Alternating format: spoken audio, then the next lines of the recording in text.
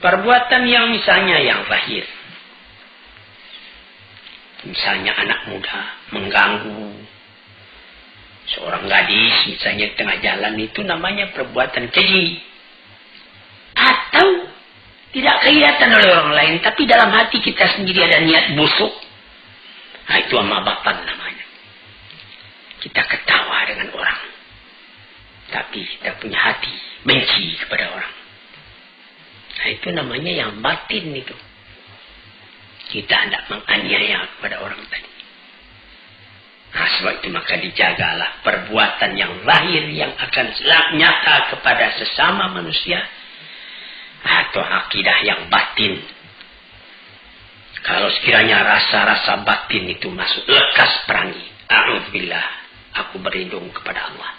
Sehingga hilang perasaan-perasaan yang tadinya yang batin itu. Jadi di situ maka kecemburuan Tuhan itu pun dapat dihindarkan.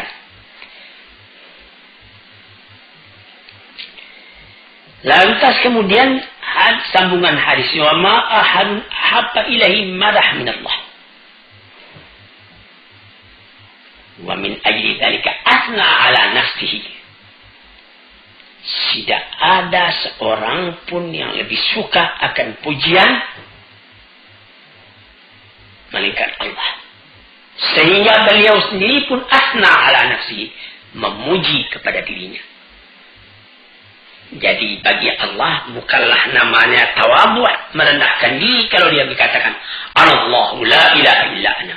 Saya yang Tuhan, tidak ada Tuhan yang lain. Itu bukan kesombongan.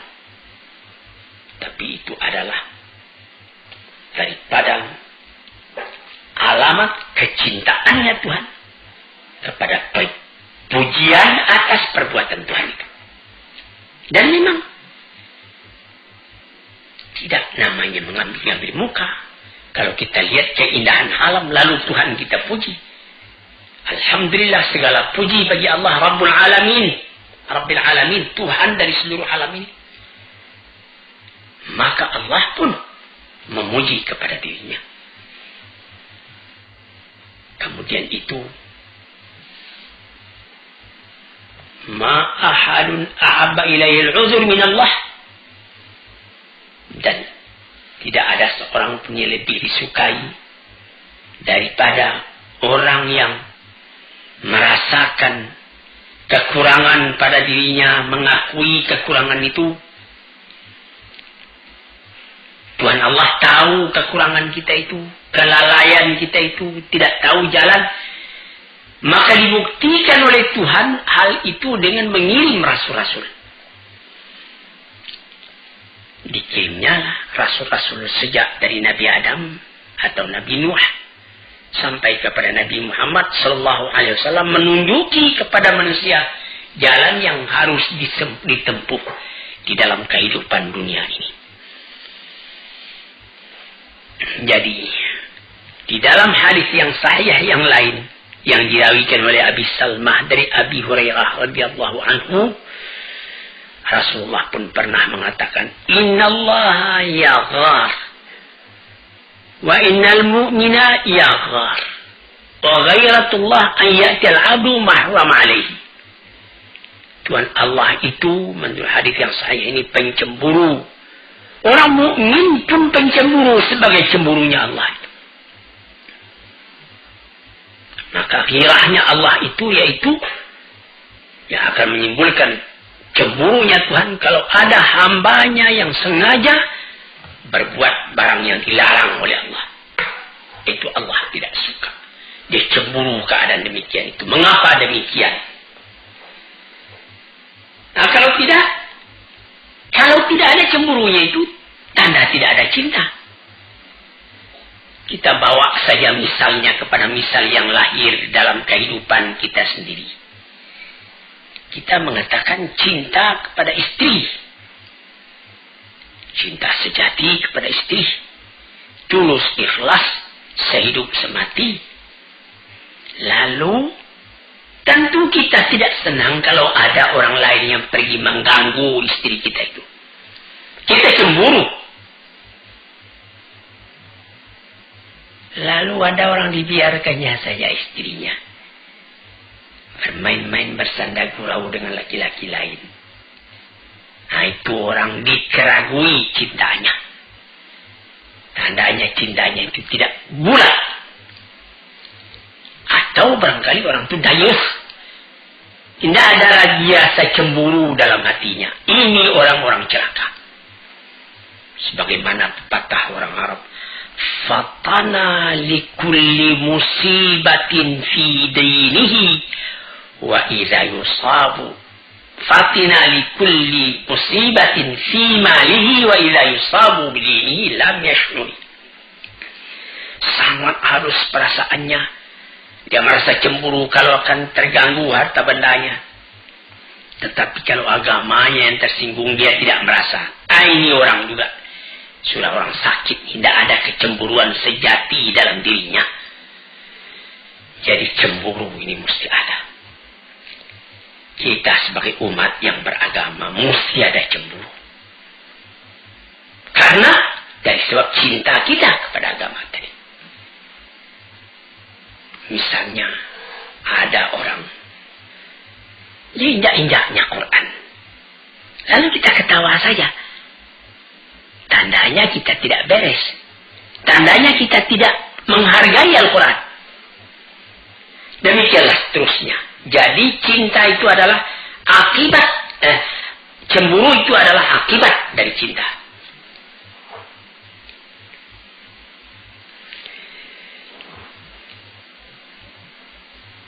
Termasuk di dalam cinta itu disebutkan di dalam surat dalam Quran, wa idza qara'tal qur'ana ja'alna bainaka wa bainal ladzina la yu'minuna bil akhirati hijaban mastura. Nah, ini orang yang tidak timbul cemburu dalam hatinya.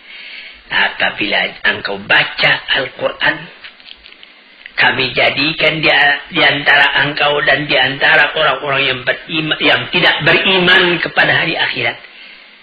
Ada dinding penutup. Ya, benar. Misalnya, orang yang beriman didengarnya Al-Quran. Wa idza tuliyat alaihim ayatuna zadathum imana. Apabila dibacakan orang kepadanya ayat Al-Quran, bertambah imannya. Tapi ada orang saban hari membaca Quran. Tidak tergeser kepada hatinya. Cuma baca saja. Nah, itu hijaban mastura. Ada dinding itu. Yang apatah lagi orang yang memang tidak senang mendengarkan Quran. Ka'anna fi idunaihi waqra.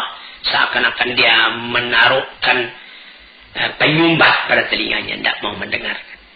Nah, ini orang hijaban mastura. Tertutup telinganya. Sebab itu tidak ada gairahnya. Jadi jangan tuan tuduh kalau orang yang cintai kepada agamanya, lalu dia sembahyang dia awal waktu, atau dia dalam perjalanan, hari sudah sore, waktu asar sudah hampir habis. Sebagaimana saya baca di dalam satu surat kabar, beberapa orang pengembara di London, dia mau berangkat ke tempat lain, waktu asar sudah hampir habis. Dia sembahyang di Hyde Park. Dia